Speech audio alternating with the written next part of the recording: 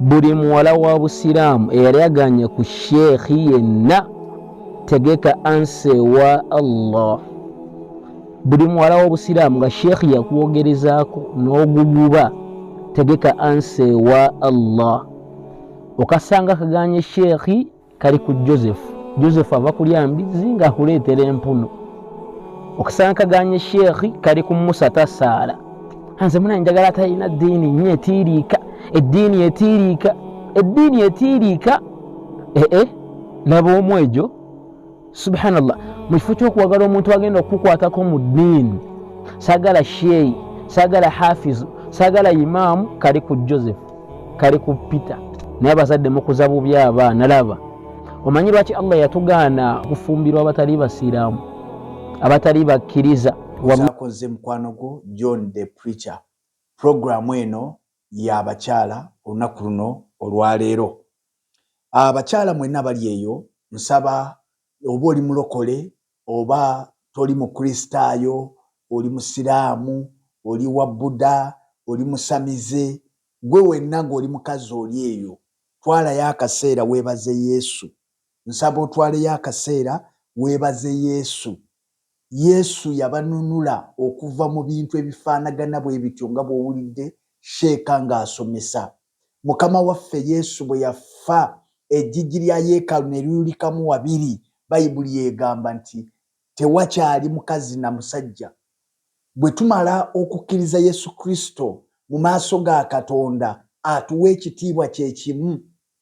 Baggalatiya essula ey'okusatu olunyiriri bassebo ne bannyabo olw'23 lwe ngenda okuvaako agamba bw'ati: naye okukkiriza nga tekunaba kujja, twakuumirwanga mu bufuge bw'amateeka nga tussibwa olw'okukkiriza okugenda okubikkulirwa.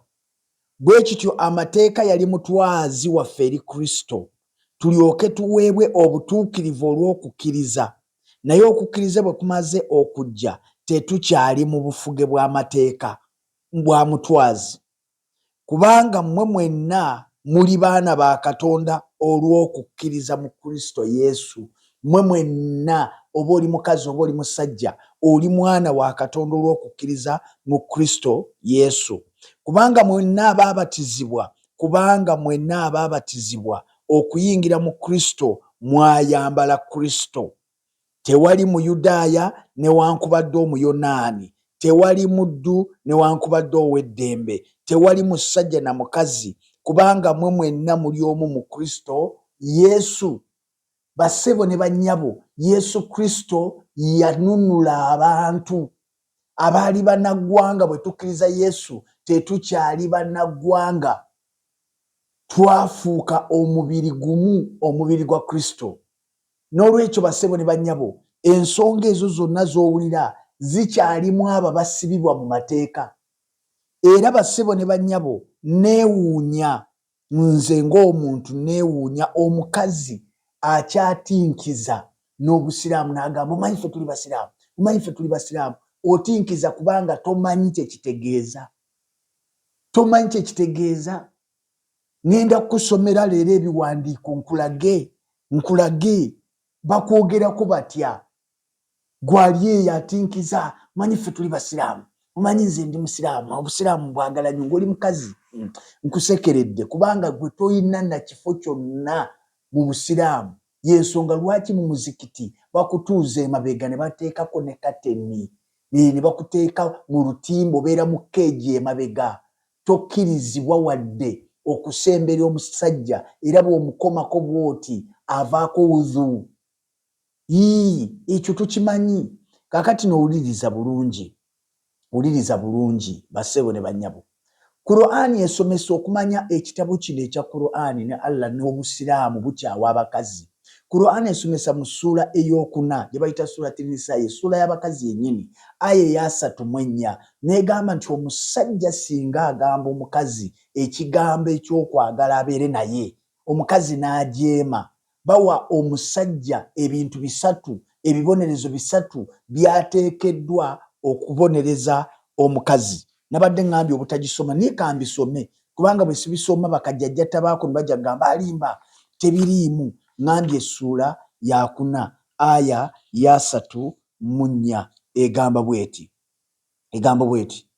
n'abo abakyala be mutya okujeema kwabwe mubabuulirirenga ekyo kimu mubabuulirire muge munange bw'obanga tokkiriza nja kukuteekako Hadija nja kuteekako Mayimuuna mubabuulirirenga era mubasengukenga mu buliri bagamba abasajja mbu basenguka abakazi mu buliri banobere mu masitowa banobere mu zipaakingi banobere mu ntebe ekyo Muhammad yakisomesa ekyokusatu era mubakube Qur'ani ngambye essula yakuna surati Nisa'i aya ya 34 akatundu akasembayo egambye nti era mubakube nga Qur'ani ewa olukusa abasajja okukuba abakazi ngeewa olukusa abasajja bakuba abakazi kati ekibuuzo omukazi bw'ayagala omusajja nga tali mu bwetaavu ki ekibaawo kubanga nze ndaba ne hadisi bw'osoma hadisi gye bayita Riyadh Swalihina yiyo ogirabye hadisi namba meka 279 yiyo eyo egamba bweti Abu Huraira ye taata wa Kapa radhiyallahu anhu yagamba nti mutume wa Allah SAW yagamba nti omusajja bw'ayitanga mukyala we eri obuliri bwe balabagane naye omukyala n'atajja gy'ali omusajja n'asulanga amusunguwalidde bamalayika bakolimira omukazi oyo okutuusa lwe bukya bamalayika mbu bakolimira omukazi ne bamukolimira mpaka obudde lwe bukya kubanga agaanye oba teyeewulira bulungi kubeera na musajja we kati ekibuuzo ekinene ekiri awo bakazimu abatinkiza gwe bw'obanga olina obwetaavu eri omwami wo nga yakooye asibye avuga takisi asibye asitula emigugu awulira tetasobola gwe bamalayika bakola ki omusajja oyo njagala kulaga nti toyina kifo kyonna gwe oliwo nga kikozesebwa mu Busiraamu toyinaamu kifo kyonna kakati nowuliriza hadisi egenda maaso ng'egamba bweti n'awalala kigambibwa nti omukyala bw'asula ng'azize obuliri bwa bba bamalayika bamukolimira okutuusa lwe bukya n'awalala mutume SAW yagamba nti ndayiro oyo alina omwoyo gwange mu ngalo ze ddala teri musajja yenna ayita mukyala we eri obuliri bwe balabagane omukyala n'agaana okugenda gy'ali wabula abo ababa mu ggulu bamusunguwalira okutuusa bba lw'anaamusanyukira kati ndowooza owulira y'ensonga lwaki mu hadisi gye bayita Abu Daawuda mu hadisi eno eyitibwa Abu Daawuda nga tetunagenda mu Abu Daawuda bayibuli ffe tugamba mu kitabo kya Peetero ekisooka essula 3:7 nega nti abasajja mubeerenga ne bakazi bammwe n'amagezi kubanga byebibyo ebinafu nga mukimanyi bulungi nti nabo basika bannammwe ab'obwakabaka wulira olunyiriri nga mukimanyi nti abakazi abo nabo basika bannammwe ab'obwakabaka olwo essaala zammwe ziryoke ziwulirwe wulira amaanyi ge baawa omukazi nti gwe bw'oyisa obubi mukazi wo n'omutulugunya n'otamuwa buyambi n'omukuba nga Qur'ani bwekulagidde n'omusenguka mu buliri n'omubonyaabonya bayibuli egamba essaala zo tezisobola kuwulirwa ago ge maanyi Katonda wa bayibuli Yesu Kristo ge yakwata n'awa abakazi balina amaanyi mu bayibuli ensonga lwaki mu bayibuli ojja kusangamu bannabbi nga bakazi ojja kubasangamu mu kitabu mu ndagaano empya ne mu ndagaano enkadde ojja kusangamu abasumba mu bayibuli nga bakazi ibunoosoma ekitabo ky'Abaluumi ojja kulaba mwannyinaffe Feibe yali mukazi akulembera ekkanisa Lewudikiya bw'onoosoma ekitabo kya Luka essula ey'okubiri ojja kusangamu Ana eyalagula era n'akwata ku Yesu n'alaga ebya Yesu byonna ebimufaako ng'ayimiridde mu bantu mpaayo imaamu omu nga mukazi oba shekati ayimirira n'asaaza mu muzikiti omuli abasajja. Taliyo kubanga mu Busiraamu toyinaamu kifugo omukazi ampuliriza. Kakati wuliriza hadisi mu Abu Dauda, hadisi namba 272 wandika bulungi, egamba nti Muhammadi bwe yajjanga eri mukazi we n'asanga mukazi we ng'ali mu nsonga, mbu mukazi we olw'okutya ebikolimo by'abamalayika mbu yakwatanga ebigoye ne yeezingirira.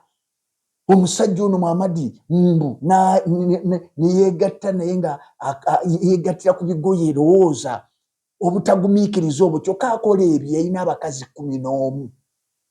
Kati mu Abasiraamu balowooza nti bw'owasa olukunkumu lw'abakazi omwoyo gw'okwaka nga gukuggwako, mukama wamwe yalina 11 naye nga bw'agenda eriwo omu gwe ayagala okusula naye kwolwo n'amusanga ali mu nsonga ez'ekikyala era ng'amukozesa. Ekyo kyaviirako etteeka ddamba erya Qur'ani okuka mu ssula ey'okubiri bassebo ne bannyabo, essula yakubiri Suratul Bakara aya 223 aya egamba nti abakazi bammwe ze nnimiro, n'olwekyo mujjenga mu nnimiro zammwe nga bwe mwagala, oba muyise mabega oba muyise mu maaso. Ngambye essula yakubiri Suratul Bakara aya ya 223 ega nti abakazi bammwe ze nnimiro, n'olwekyo mujjenga mu nnimiro zammwe nga bwe mwagala, oba muyise mabega oba muyise mu maaso. Eyo aya etongoza abasajja okulya abakazi ebisiyaga. Kiri mu Qur'ani. Bw'osanga ali mu nsonga okusinga okutawaana ng'emikolo gikolera walala. Kati lowooza abantu abafaana bwe batyo. Kino Bayibuli yali yakigaana. Bayibuli yakitegeera kino nga ne Muhammad tannaba kujja. Katonda wa Bayibuli n'akigaana kubanga assaamu abakazi ekitiibwa era amanyi kiki ekisobola okuva mu nsonga efaanana bw'etyo. N'akigaana mu kitabo ky'Abaleevi essula ya 20 olunyiriri lw'e18, n'akigaana mu Baleevi essula ey'e18 olunyiriri lw'e19, nga kino kikyamu okukikola. Katonda wa Bayibuli yakigaana. Katonda wa Bayibuli yakigaana. Kati ng'omukyala ali yatinkiza n'Obusiraamu naddala mu abali ku kyeyo mbasaasira nnyo, kubanga ekyo kyennyini kye wakola okuva mu nsi yo n'ogenda mu nsi endala nti ogenze ku kyeyo lwe lunaku lwe wava mu Busiraamu. Kubanga mu Busiraamu n'okukola hijja yokka oteekwa okugenda n'omuntu akuzira, oba mwana wo oba kitaawo, omuntu akuzira oteekwa okugenda naye.